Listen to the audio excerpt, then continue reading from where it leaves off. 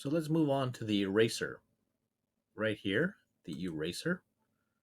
A lot of people don't even use it as the eraser. So um, you can change that to erase. For me, I'm going to have it disabled because I don't want to accidentally erase something. Okay. Um, so that's the eraser. Let's go to mapping. So check it out, mapping.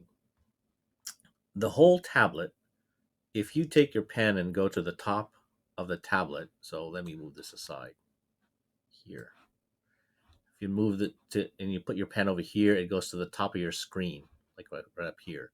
And then you have to move all the way across to the bottom to go all the way down to the bottom of the screen.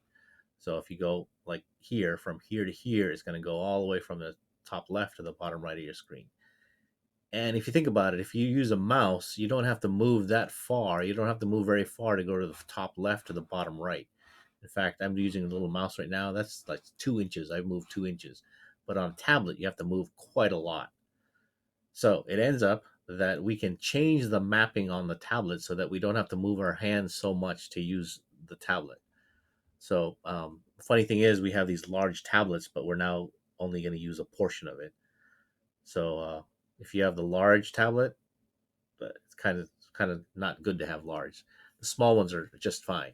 So how do you change the mapping of it? So the screen area. So first of all, if it's in pen mode, um, the screen area we want it to be the entire screen. Okay. The tablet area, on the other hand, we need it to be portion of it.